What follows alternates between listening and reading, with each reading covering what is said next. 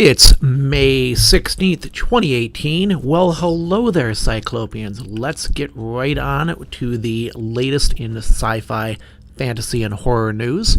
We'll start right out with Jurassic World Fallen Kingdom dinosaurs that are being featured over at, let's see who's got it today. It looks like it's going to be superherohype.com. They're going to be listing and talking about each one of the new dinosaurs. Of course, every Jurassic Park features yet another dinosaur that some scientist came up with and nobody knew about 5 movies ago, but there it is again. Each time is exciting new dinosaurs, and I always get a kick out of sometimes these dinosaurs seem to be dinosaurs that nobody knew existed anyway, but they appear in Jurassic Park, and suddenly archaeologists are finding them all over the place, but that's a whole nother story. If you like your dinosaurs, Jurassic Park is the way to go, and there's a big Jurassic World Fallen Kingdom movie coming out this summer. It's going to be a big tent movie and filled with, it's going to be wild. It's going to be dinosaurs and pardon me, things blowing up and people getting munched on for making stupid decisions like, walking into a dark room where there was a dinosaur 5 minutes ago and that kind of stuff. But moving on, we go to supernatural thriller, The Endless. This one looked really, really cool. I had covered this a bunch of times. Maybe not a bunch, but more than once on Sci-Clops. And it's the one about the two brothers, or the two guys who leave the cult, some weird cult. They escape it, and then they get it in their head that maybe they shouldn't have escaped the cult, that maybe they should go back. And they do, and when they do, the cult leader is doing all this wild stuff that I think it has to do with the end of the world, one of those kind of things, the end of the world type cult. And the things he's showing them are making them think like maybe this is for real. Maybe this isn't just a cult, but maybe this guy really is on the money here. And so all these crazy things, these 2 moons in the sky and being able to pull a rope from space and all these weird things in the trailer. The trailer is worth taking a look at. Really, really cool.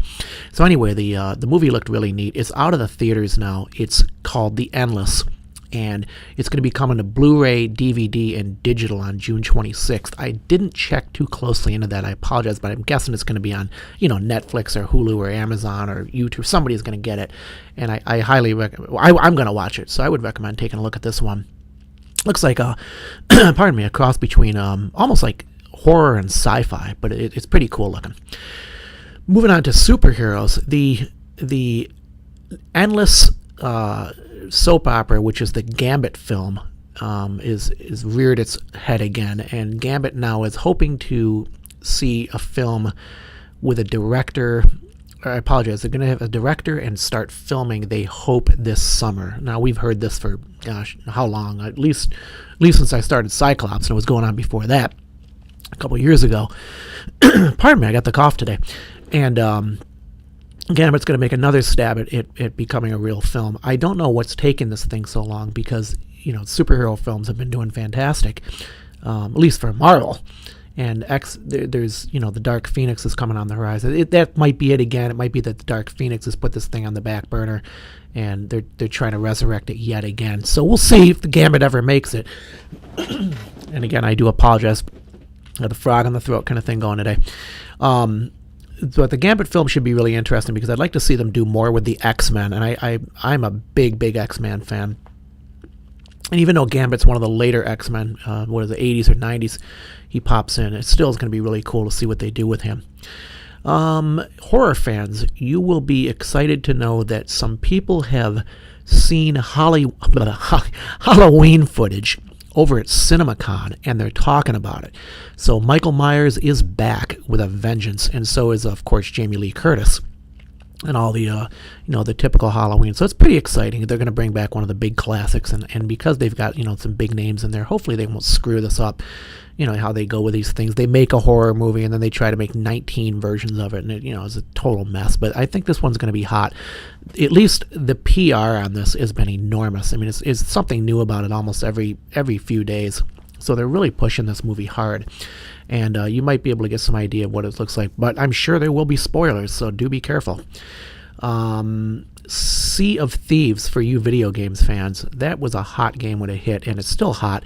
Unfortunately, they've run into a little snag, and that is there was a private lobbies feature, and they brought that out, and I guess it was a mess, and they had to quick take it off because there were server issues. So if you're playing Sea of Thieves, or you're going to play Sea of Thieves, just be aware the private lobbies feature has been removed, and they'll probably go back to the drawing board on that one if they don't just kill it entirely. There's a new sci-fi novel called The Million by a guy named Carl Schroeder, and it looks really cool. I wanted to put it up here because it's something I'd like to read if I wasn't buried right now, and I'll tell you what I'm reading at the end of this. The Million is about where the Earth in the future is populated exclusively by the 1%, and somehow they've gotten everybody else off the planet, and I think they're allowing everybody to come back once in a while and run around Earth or whatever. But in the meantime, just the 1% run this planet. There's 1 million of them, and that's all there is on the planet Earth. So it sounds like a really cool idea for a sci-fi novel, and I thought, I got to read this one. So I'm definitely going to be putting that one on my back burner, on top of the, 8,000 other books I said I'm going to be reading, which we'll get to them eventually. And you book readers, you know what I'm talking about with that. Anyway, there's a review on that movie, too. That book. So there's a little review. Somebody took a look at it. And I'm actually trying not to look at the review. I really want to go into this thing cold and see how I feel about it. The Slaughtered Bird. If you're a fan of horror websites, The Slaughtered Bird was a great site. I used to go there for a lot of info and news. And really well. I like the layout. It was a nice, simple layout. And unfortunately, they're going to close. They said, as far as I could see, it looks like their Twitter and their social media presence will continue. But unfortunately, they're just not going to go with the site anymore. So that's a darn shame. Hate to lose a site. Hate to lose anybody. But The Slaughtered Bird is closing. More big news in horror. Zombieland 2, of course, is going to be coming Halloween 2019. They're going to make a sequel to that, Zombieland. And, with all the big names, and that, I guess, there's a lot of people really excited about that. So Halloween 2019, look for Zombieland 2. That should make Halloween fun next year. But on the flip side of the coin, Fox continues, or is in their continuation of their bloodbath of their programs, Slaughterhouse. They've canceled The Exorcist and Lucifer. The Exorcist and Lucifer have been canceled, so no more of that. Maybe one of the other big guys will pick it up, like Netflix or Amazon. Now, because the last podcast I was complaining that the Expanse got canceled, and there was a big movement to push the Expanse over to Netflix, and I think it's going to happen. I think you're going to see the Expanse get picked up by Netflix or Hulu or somebody, and it'll be back, but it might be a little while. I just hope it doesn't take too long. So you fans of The Exorcist and Lucifer, sorry about that. You got canceled. I don't know what's going to happen. I have not seen a fan movement. If you have, feel free to let me know. In other words, a fan movement to bring it back. Marvel, back to Marvel for a minute. They've got some screenwriters set up for their Eternals movie. When they had made that announcement, or when that announcement came out, there was a really big buzz on Twitter because a lot of Eternals fans. And I confess I am not too terribly familiar with the Eternals. I'm more of an X-Man and some of the other stuff, so I'll be digging into the Eternals more as we go on, get closer to this thing. But you Eternals fans, you got a movie coming, and they got a screenwriters, but we're way back. I mean, they've got a screenwriting duo right now, which means they haven't even got a script really yet. So they've just got ideas. So I think what they did when they made that announcement was they floated a trial balloon, and what that is what they'll do in the studios and politics and sometimes other things. They'll put an idea out there and they'll let it out to the public, like, hey, wouldn't it be cool if this or this may be happening? And then they see how the public reacts, and if there's a big buzz on it, they'll go ahead with it. Or if there's no buzz, if like they put it out on Twitter and Facebook and YouTube and some stuff, and nobody talks about it, they're not going to bother. But if there's this huge thing like there was on Twitter, and it rocketed right up to the top 10 in tweets, then they'll say, well, there's obviously an interest, so we'll go ahead with it. So it looks like in this case they're going to do that. Over at X-Files, unfortunately, I'm a big X-Files fan, and I know X-Files has had its ups and downs, so don't beat me up on that in the comments, please. You just got to take what you can take with the X-Files. Gillian Anderson is now trolling Fox over the X-Files cancellation, and I don't really know what that's about, because we all knew it was going to get canceled. She was going to leave, We knew they were kind of trying to breathe the last bit of life as they could into the thing, and it wasn't bad. I saw an episode or two of the latest ones, and they weren't bad. They weren't great. The X-Files has tried 2 or 3 times now to regain its lost glory of the early to mid 90s, but they just weren't able to pick it back up. But still, the X-Files is a great series of shows. The X-Files really did lay some pretty cool groundwork for sci-fi back in the day, and really did a great job on the characters were great. And if you haven't watched the early X-Files, go back and look at them. They're really good. And the special effects might seem a little hokey, and of course Mulder and Scully are always making silly decisions like, let's split up and go into the woods. That's a classic with those two. Or she never believes anything she sees, even when the alien's practically slapping her in the mouth, and he believes everything he sees, even though sometimes it's completely somebody in a costume or whatever. But still, it's a great series, and I love the ones I love the most are the ones with the conspiracy and the cigarette smoking man and the cigar smoking men in the room. I love those. I used to be like, here they're coming back, and it's going to be somebody's going to get whacked, and there's going to be aliens, and it's going to be spooky, and it's just fantastic. So do take a look at those early episodes if you have not yet already. Let's see, some DC news. Newsarama has a little article they wrote, which is kind of cool. 10 characters DC should adapt to TV. I'm not going to tell you who they are. I'll let you click on the link and see, but do you think, any come to mind, you DC fans, or anybody you'd like to see come over to TV? I've seen a few of the DC adaptations for Hulu and Netflix and whatnot, and I wasn't too happy with all of them. I do like The Flash. I like The Flash. I liked Arrow. I didn't stay with Arrow as much as I did with The Flash. I've been following The Flash, and I know The Flash is kind of almost like tweeny and whatever, and there's a lot of romance and drama and all that, but still I like the show. I don't know why, I'm just hooked on it. I really do enjoy watching The Flash. And even though those people can never, my God, they can't eat a dinner without arguing with each other or crying or having something happen.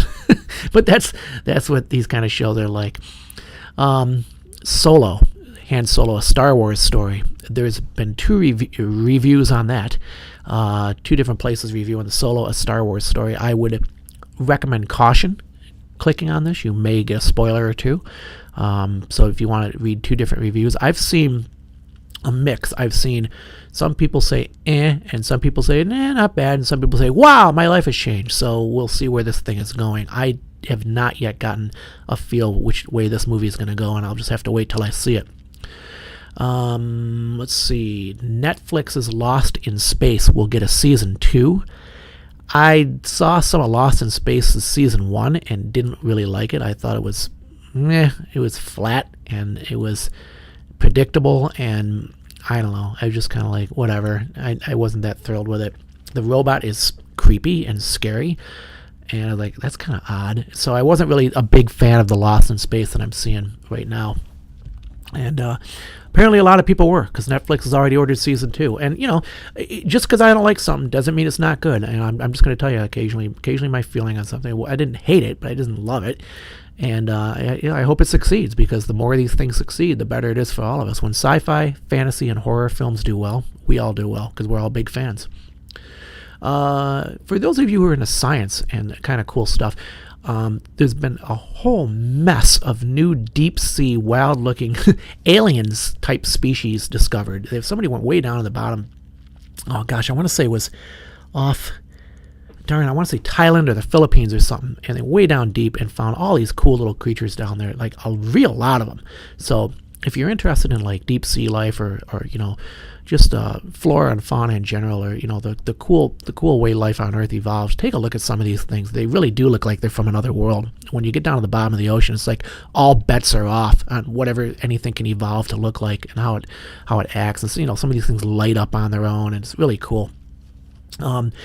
Godzilla fans, this is classic Godzilla. You'll be interested to know, and I hope I'm saying his name right here, Akira Ifukube. I hope I said that right. He's the man who wrote the music for Godzilla, and there's been a feature on him from Sci-Fi.com, SYFY.com. So they're doing a little feature on the guy who wrote the music for the original Godzillas, and this is pretty cool. We're back to that supernatural spinoff that I talked about last podcast, Wayward Sisters. now there's a petition. I think I had mentioned that. I said, I wonder if the fans are going to get a petition.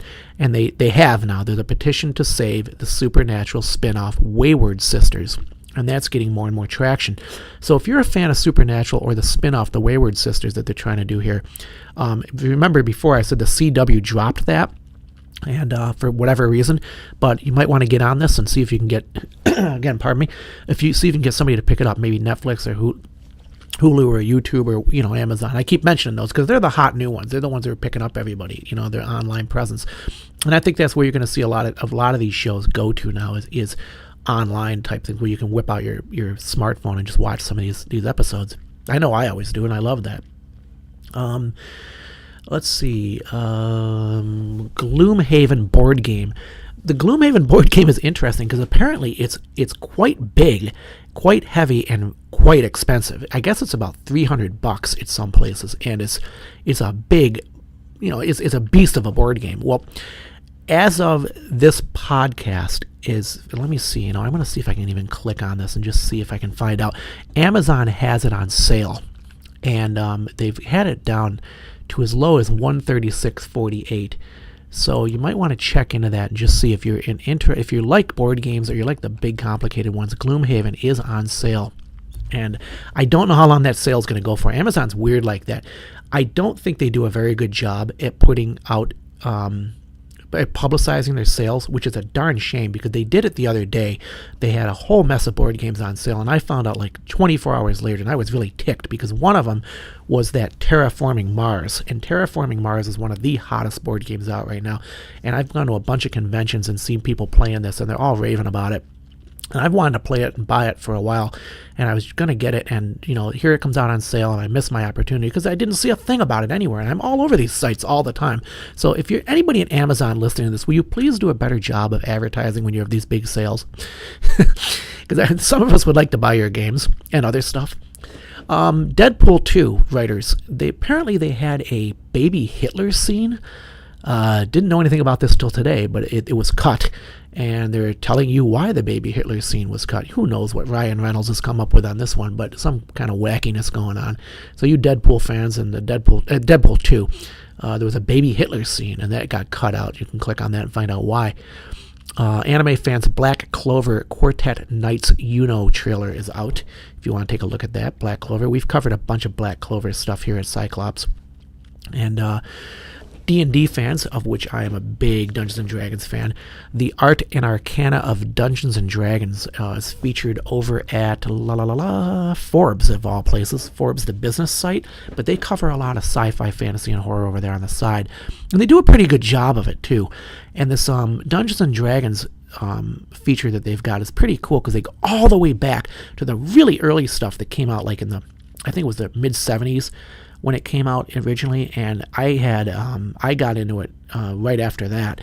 So I had if those of you remember, like the Keep on the Borderlands, that original box set, and you got the Keep on the Borderlands module with it, and the little tiny blue rule book, and they're showing the art from there all the way up to some of the modern art. So it's really cool, really cool stuff. You want to take a look at that, and the Arcana too, some of the rules and things. Back to horror really quick, and Netflix. What did I tell you just a minute ago? I said a lot of the big programs are going to be moving now to these platforms: Netflix, Hulu, Amazon, YouTube. Netflix now has gone over to, and I never can say his name right, Guillermo del Toro. I hope I said that right. And they've got a horror anthology coming out from him called 10 After Midnight. There's going to be a limited number of episodes, and he's going to be making them for Netflix. So watch for Guillermo del Toro's new horror anthology coming out. Star Trek Discovery is rumored to be getting an Emmy. If those of you who like seeing prizes given to people, Star Trek Discovery is that'll do good for them if they get the Emmy, I think, unless they get the Emmy curse, where it winds up wiping out the show. But I've seen mixed reviews on Discovery. It seems like Trekkies are almost as hard to please as video game fans sometimes. So Star Trek Discovery is getting an Emmy, and I'll let you make your decision from there.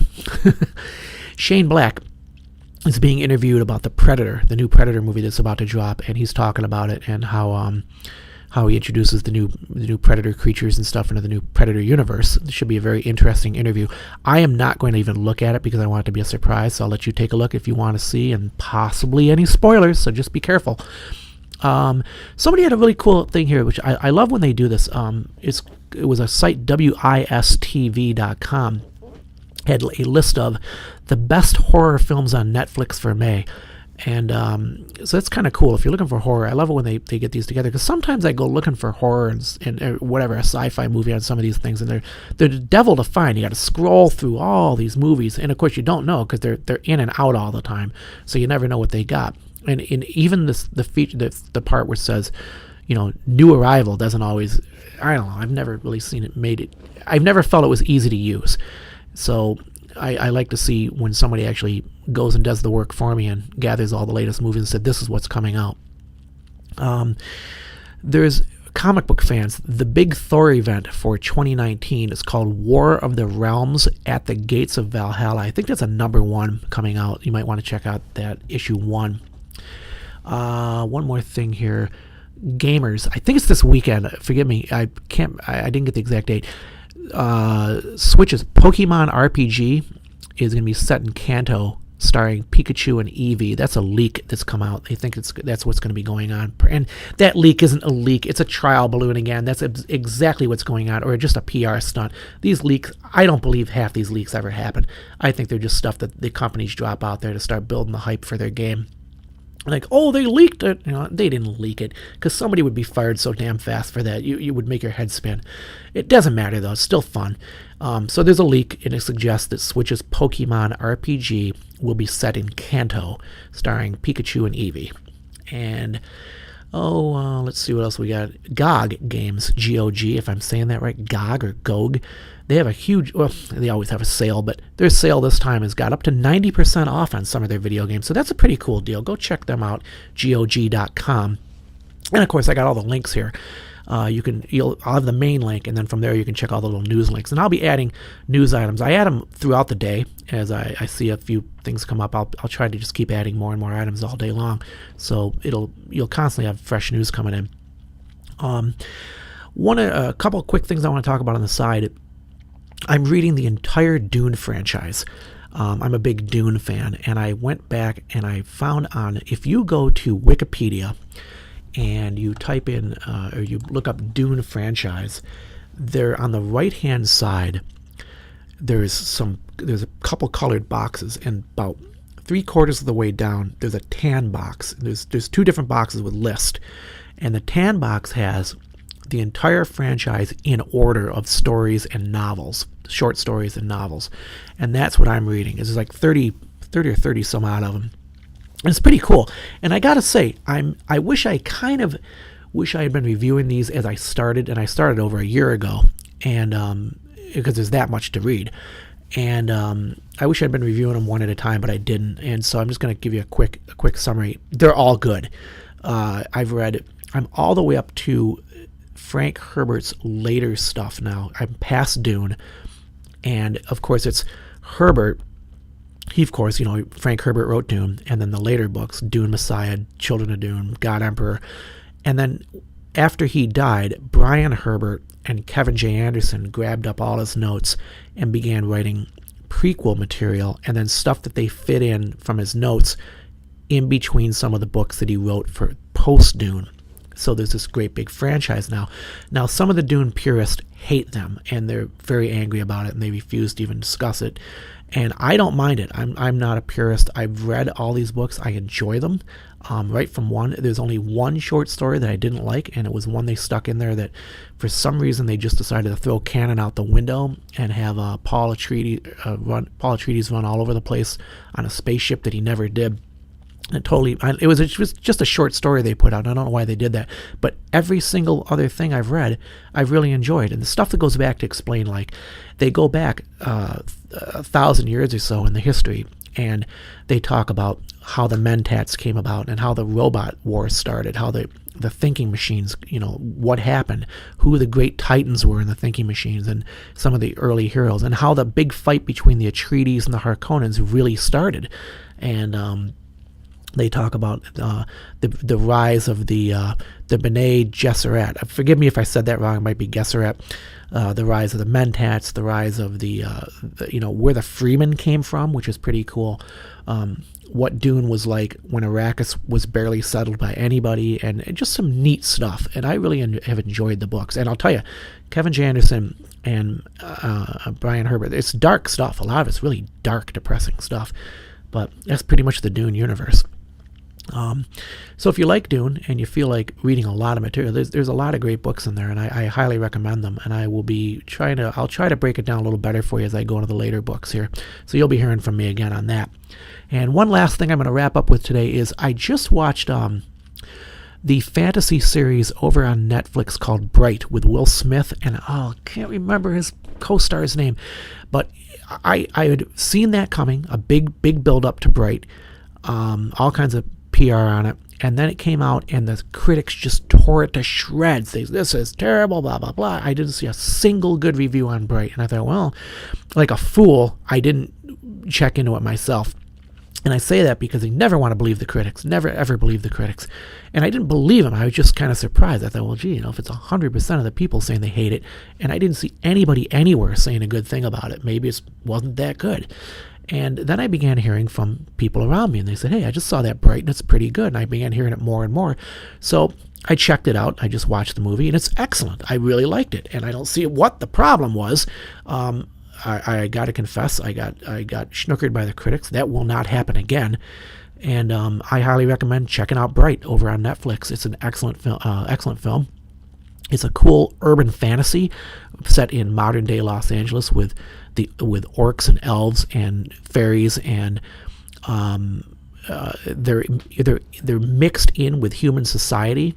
And it's like an alternate timeline type thing. Like, we actually grew up with orcs and elves and fairies and stuff. And there was once a great war between the 9 armies or something like that, and the 9 races or whatever. And they had to fight the Dark Lord. And the Dark Lord was trying to come back, and it's pretty cool. So I highly recommend it. Let me know what you think if you do watch it. I really enjoyed it. And that's going to be it for today. If you like the podcast, please support it. Please give me a thumbs up. Please put some anything you want in the comments. Let me know how I'm doing. And we are also on minds.com, minds.com, Pinterest, Facebook, Instagram, Twitter, all the social media. Please give us some likes there and check out the site. And if you and we got a little store too with some t-shirts and stickers if you want to pick up something. And if you're having any problem with the store, just let me know. In the meantime, we'll see you very soon. Have a great day.